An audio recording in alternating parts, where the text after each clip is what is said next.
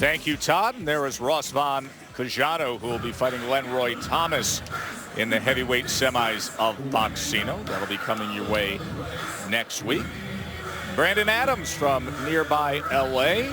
Second year that he's a part of Boxino, taking part now in the 154-pound bracket.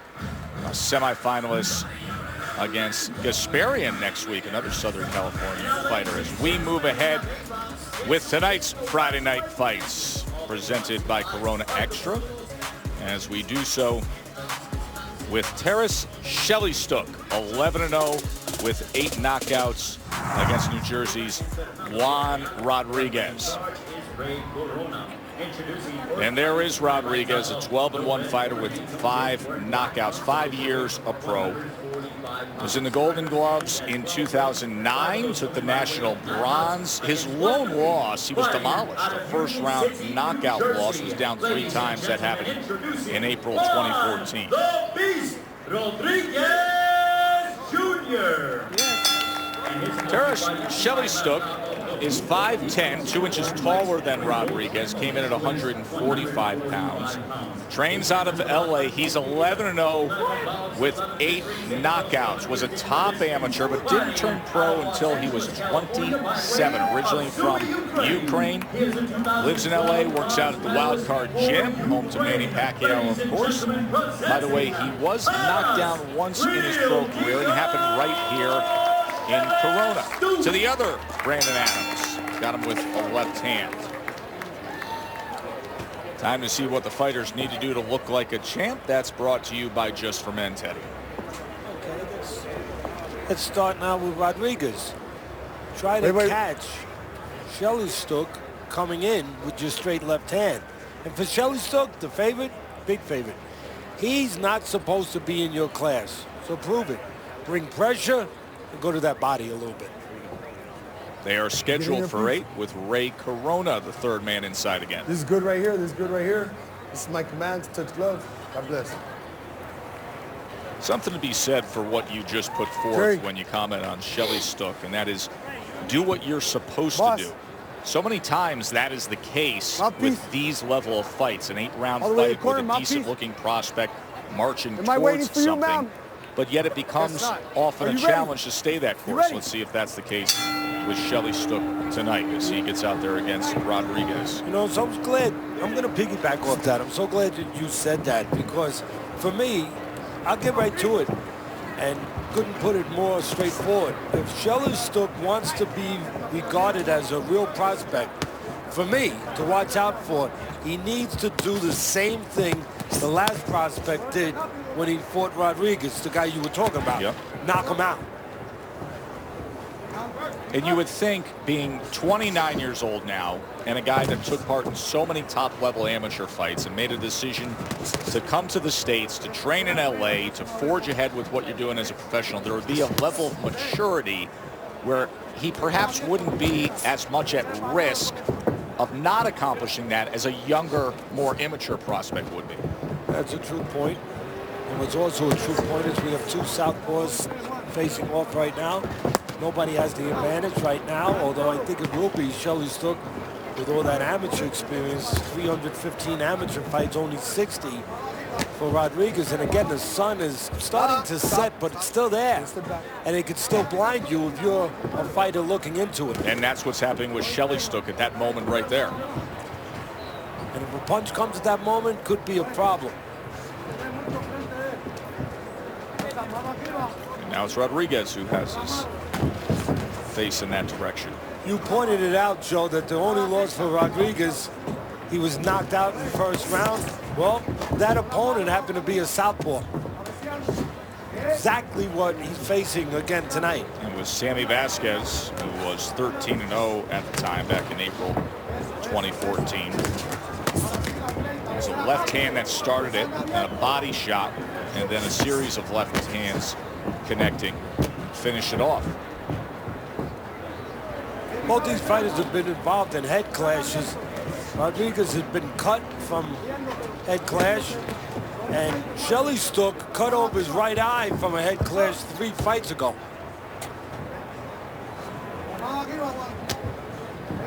Rodraguez probably needs to put himself at risk of a head clash if he's going to win this fight, because he's not going to win it on the outside. He's going to have to get in close.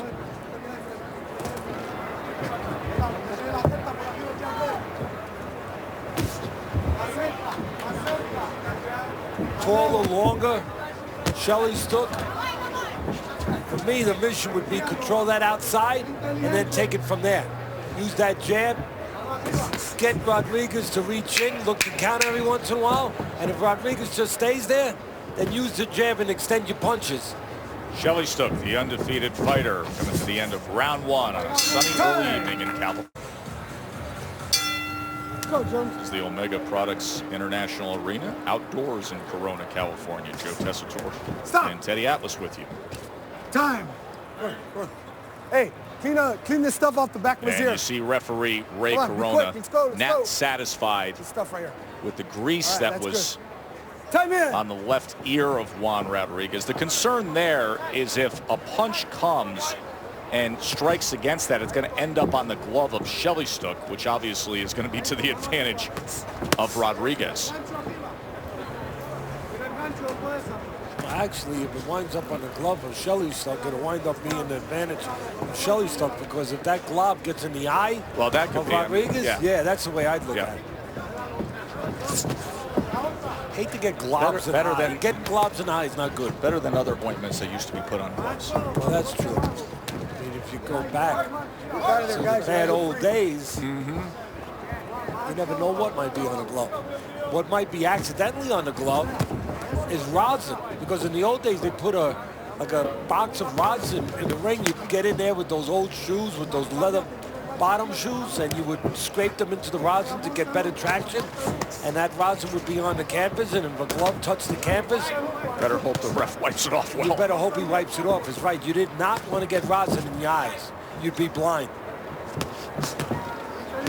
Right now, Šelestюk not doing what I implored him to do if he wants to be regarded as a real prospect. At least in my eye, a lot of the fans' eyes out there that are critical and want to see the real thing. When a guy is 11-0, they want to see that, hey, this is somebody I really should hitch my wagon to and really back. And right now, Šelestюk not really showing that. Not yet. See if he picks up the pace here in this final minute of round two. It's the mirror image southpaws. Throwing out those right jabs. Reached in there, did Rodraguez, but didn't pay the price. Even though Šelestюk, you know, a lot of the Ukrainian fighters, they're very strong physically. Šelestyk's not that. He's more of a tall, rangy guy. You can see that for yourself. He's more of a boxer. Even though he's 11-0 with 8 knockouts, he's not a powerful guy.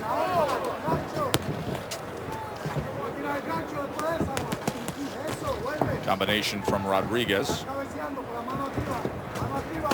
Rodraguez has never been past 6 rounds. Šelestюk has been 8 rounds one time. So if it gets past 6, Rodraguez will be going into uncharted territory.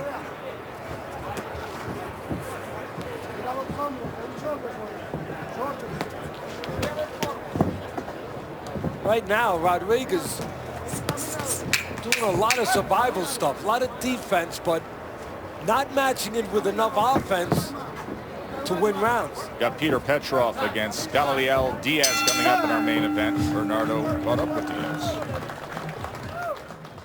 Gamaliel, you've been in against very tough fighters. How will that experience help you in this fight against Petrov? Fíjate que la experiencia que he adquirido a lo largo de tantos años la tengo que hacer ver en unos cuantos minutos contra Petrov. Tengo que demostrar todo lo que los conocimientos que he adquirido, como vuelvo a repetir, a lo largo de tantos años, el por qué fui campeón del mundo, el por qué quiero volver a ser campeón del mundo. Y aquí la experiencia tiene que jugar un papel muy importante. De hecho, a mí la experiencia me llena de tranquilidad, de paz interior, porque sé todo lo que hice durante la preparación, todo está hecho. Ya simplemente salir a hacer una gran pelea en unos cuantos minutos y salir con la mano en todo lo alto, ¿no? Eso es a lo que yo vengo y creo que la experiencia me va a dar para que yo termine con la mano en todo lo alto. The experience, I have to show it in a few minutes when I step out into the ring. More importantly, I know what Petrov brings. but I've been in against very tough competition, and I am sure that that will all come back because I want to prove why I was once a world champion and why I will once again be a world titleist. But it all starts with the experience and proving it out in the ring. Thanks, Bernie. He was a titleist at 130 pounds, had the BC belt back in 2012. 16-year pro from Mexico City. Long career, veteran guy, and he gives long answers, too. That was all one question right there, Teddy. Yeah, and had a short reign as a champion. He sure did. Long answers, short reign. Does that in quick fashion, but gives long answers. Should kind of reverse that if he could. Yeah, that would work out better in terms of your bank account. Yeah, you don't need a fortune cookie to tell you that. You know, you go into a Chinese restaurant, you open it up and it says, you should shorten your interviews and lengthen your stay as a champion. Okay, thank you. Let's see what Šelestюk gets going here offensively in round 3 as you get the sense perhaps he's picking up the pace here. Well, I get the sense that he knows he should pick up the pace. He can pick up the pace, that he should be confident to pick up the pace because he's not getting any resistance, just defensive resistance, but no offensive resistance from Rodraguez. There's a little feather dusting. Yeah, just pity pat touching him. Nothing scores there. This isn't the amateur ranks. No, it's not. Rodraguez has fought a lot of soft opposition.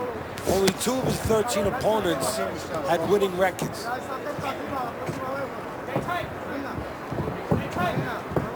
So he's not quite, you can see, he's not sure of himself how to attack. Obviously a fighter who's much better than what he's been used to being in there with. Except, of course, that knockout loss to the 13-0 Vasquez. Yeah, I would say that Šelestюk looks pretty confident right now, dropping his hands. Both hands down past his waistline. And I'd say it again, I used this term in the first fight. I'll use it again. It's only fair if I used it with the other fighter, I should use it here if I see it. Šelestюk does not look like a monster.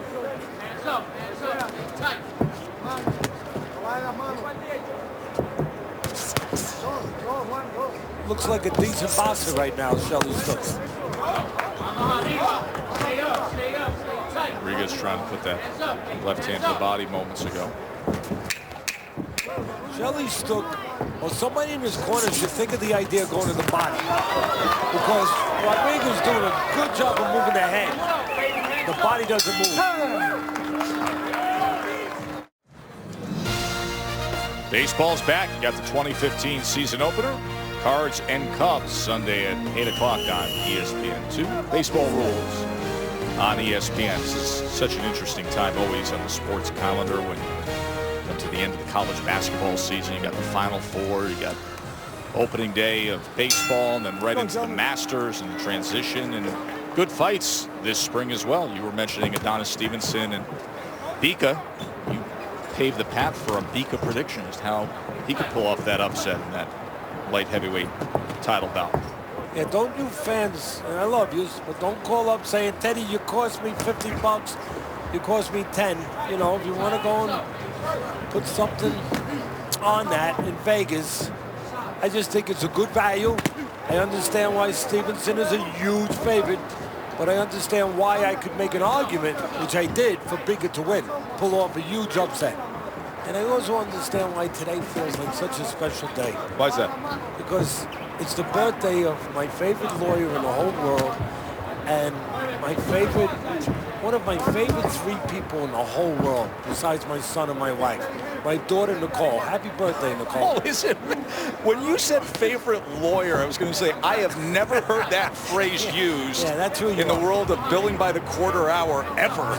But if you want to call Nicole your favorite lawyer of all time, happy birthday, Nicole. Happy birthday. I love you. The majority of us have watched her grow up through many years of Friday night fights. She's just a wonderful person, so happy birthday. And I could have used her about 30 years ago. It would have saved me a lot of weeks. Love it.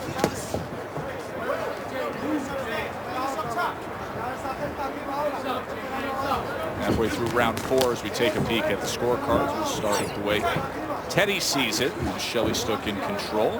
Fans at home, of course, you can go to Friday Night Fight Facebook page and FNFvote.com. Shelestwyk in control for those sitting on the couch. Shelestwyk now not satisfied with the jab, trying to land something big. The problem is, you know, punches are born, they're not made.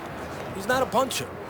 I mean, if you catch the guy clean, okay. And what he's trying to do, Shelestwyk, he's trying to land the right hook. He's saying, the hell with these jabs. I want to land something big. I think he's thinking like I am. He's trying to make impact. He's feeling a little bit pressure. And he's got a guy in front of him who's been knocked out. What was that headbutt I was talking Flash about? of heads there. You mentioned that earlier, that they're prone to that. Oh, bad. Fair cut. Let's see. Accidental headbutt. All right. Above the Keep it all right right. eye. We talked about that right at the top. Time in. And sure enough, there it is. And Hey, right here. the referee's telling him to go on, but Time in. Shelestwyk, Come on. Accidental headbutt. we'll see how he reacts to his own blood, especially blood that's running into his right eye. Let me mention here that we're in the 4th round, and California rules an accidental foul if this fight gets stopped from this point forward. Since we started the 4th round, we would go to the scorecards. And again, I saw it change before this headbutt. Now I would think he's going to be even more pushing for a big punch, but Shelestwyk really looking for the right hook. He's going right hook crazy.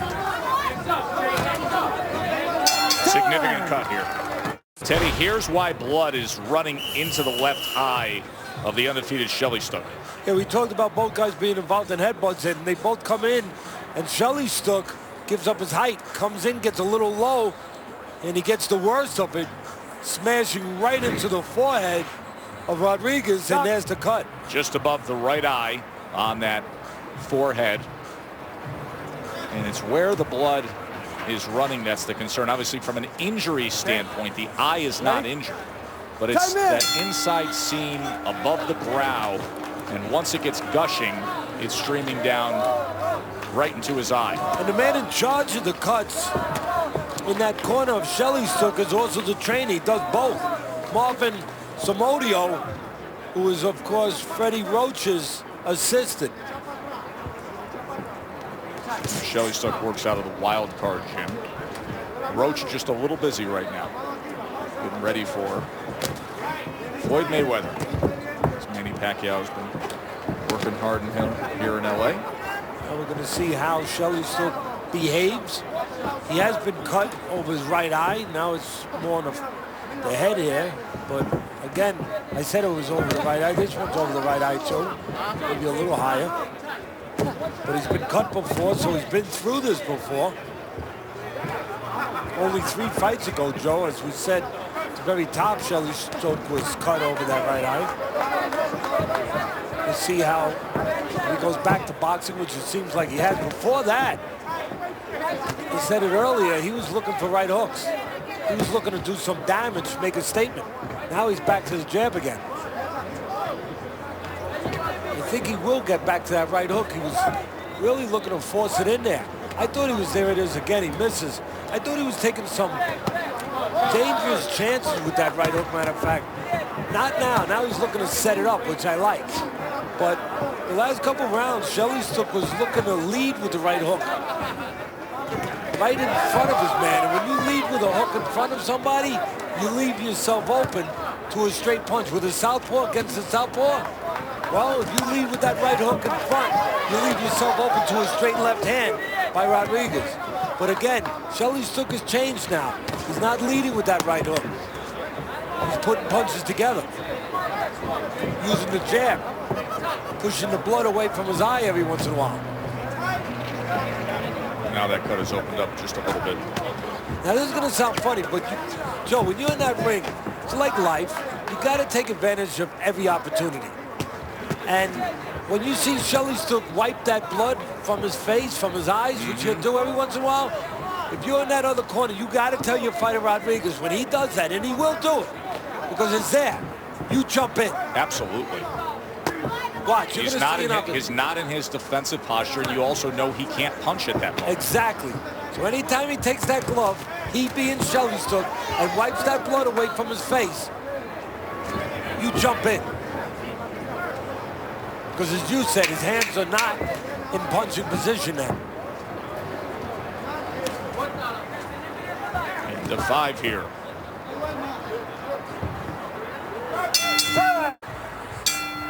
round.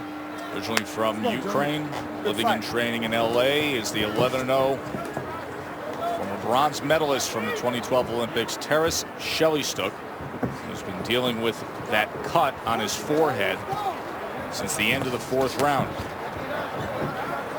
Round 6 here against Juan Rodraguez, a New Jersey-based fighter. There's that cut. That is what they're dealing with between rounds. Marvin Somodio, who's also the chief second in the corner of Šelestюk, is working on the cut. And as I said, the last round, Šelestюk now back to boxing, putting punches together, doing it fundamentally right, using the jab to set up his shots. That time he left himself wide open. And again, left himself wide open for the left hand, the southpaw punch from the Rodraguez, the backhand. Šelestюk, every once in a while, he'll pull back with that left hand, or I should say right hand low. And when he does, he allows some incoming from Rodraguez. Šelestюk, every once in a while, he gets a little sloppy with that hand placement. Drops it a little bit, showed that twice already this round. Did it again, dropped that right hand and pulls back. Doesn't cover high with that right hand. Opportunities for the left hand of Rodraguez. 4 rounds to 1. Say the Friday Night Fight viewers at home. Watch that jab. There it is again. Just keep watching that. Šelestюk jabs, Joe. That time he looked for the lead hook again. He jabs, and then he pulls back with the hand down. And when he pulls back, he doesn't really use his legs. He pulls back from the waist. A little bit of legs, but a little bit of waist. Doesn't get out far enough. And if Rodraguez steps in with the left hand, he's going to find him. There's that low right hand by Šelestюk. Watch when he jabs how he'll drop it. Does not cover high. Dangers happen. Yep, goes down to that belt line. Let's see if Rodraguez can take advantage here. Šelestюk is going to pay a price for that. Maybe not tonight, but somewhere down the road. See the cut worsening in this final minute of round 6. Yeah, it is, and I give Šelestюk credit. I'll tell you what I give him credit for. The first round he was dealing with the bleeding. He kept wiping at it. This round he stepped up his discipline and said, you know what, I'm going to ignore it. I'm not wiping at it. Because I think he understood that if he wipes at it, as we were talking about, his hands would be out of position.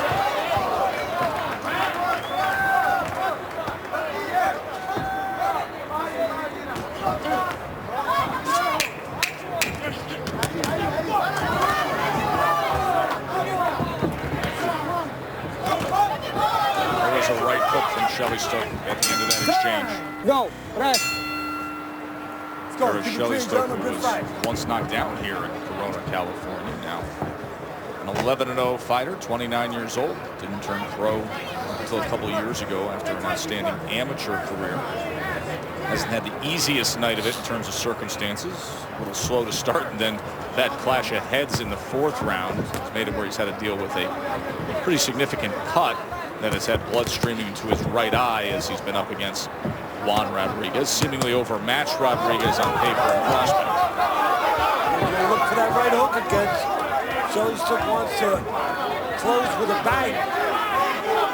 I overheard in the corner, we were eavesdropping on Marvin Somodio, the trainer of Šelestюk, and he said, all you have to do is keep your chin down, and he can't touch you. I would disagree with him. I would have told him, all you have to do is cover with the right hand, and maybe he can't touch you, but if you keep your chin down when you're dropping your right, you still got a little danger there.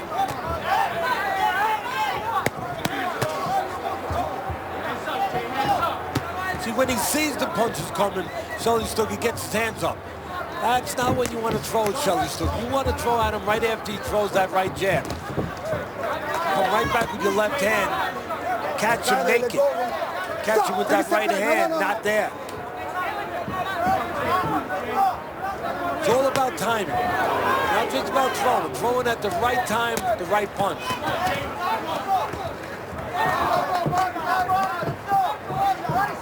Šelestюk bringing the pressure, trying to break down Rodraguez.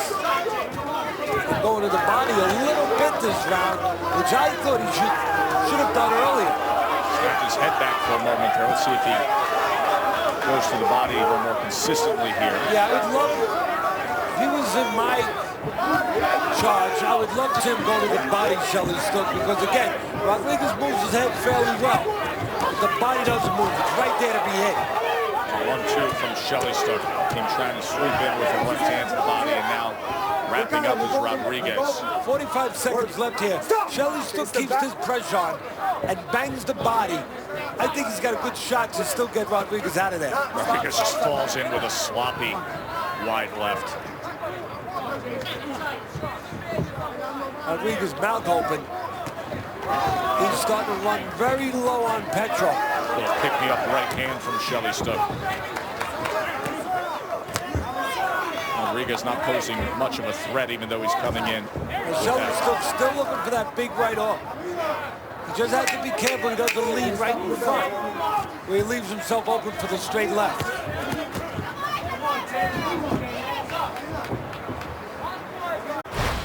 I've been talking about going to the body. Well, Shelley-Stook finally went to the body, used the jab to set it up, blind them a little bit, and then bang.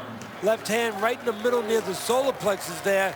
That will take the wind out of the sails, and you can see it right there in the body language of Rodraguez. You see it. The eyes of Rodraguez there as he took that step back. That was beautiful eye candy there on that body shot, right to that sweet spot. You know, the jab, it looks like a wasted punch that didn't hit anything other than a glove. It's the punch that sets up the clean downstairs punch where you can put that water in the basement, as I like to say, because that right jab just kept the eyes of Rodraguez high enough where that left hand could get in. Guys at CompuBox had that last round 37-14. It was the best sustained work we've seen from the undefeated Shelley-Stook tonight. Eighth and final round here. Yeah, I said it looked like a champ before the fight started that Shelley-Stook should bring pressure, bring a body attack. Last round, bringing pressure, bringing a little body attack. That time he walked right into a jab. That's why it's good to press behind the jab, like Shelley-Stook just realized he should do. Because this way you clear the path. Shelley-Stook looking for those right hook leads again. Got to be careful when you lead with that right hook. You got a southpaw in front of you with that left hand. He can beat you to it. Straight beats hooks. And that's exactly what Rodraguez is seeing too. He's seeing what I'm seeing. That his best shot now to pull it out of the fire is a straight left hand. Maybe when Shelley-Stook leads with the right hook in front and creates an opening.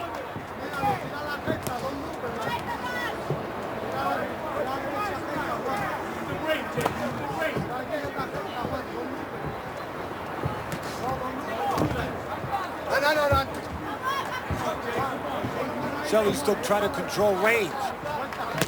There's that right hook. He got it in that time.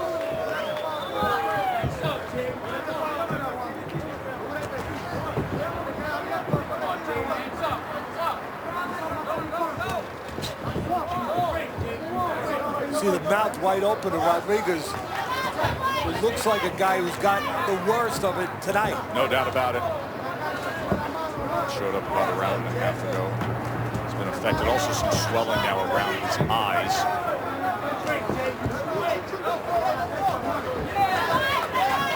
Shelley-Stook looking close to he can. The knockout. But again, punches, I said it earlier, they are born. They are not made. Shelley-Stook was not born to be a puncher.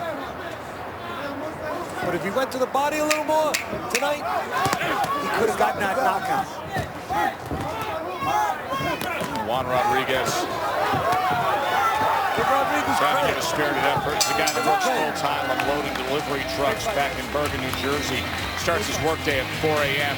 He's going to finish his night here with Shelley-Stook in control, having dealt with that cut on his forehead. We will come back to Corona, California, and hear from the judges on Friday Night Fights.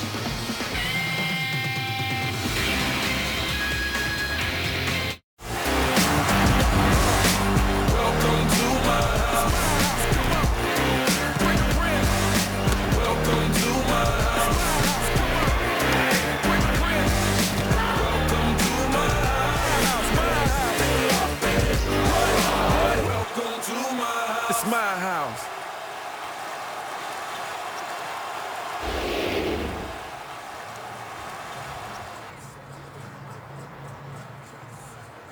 the blood-speckled ring mat after Juan Rodragez and Taras Šelestюk got done with 8 rounds.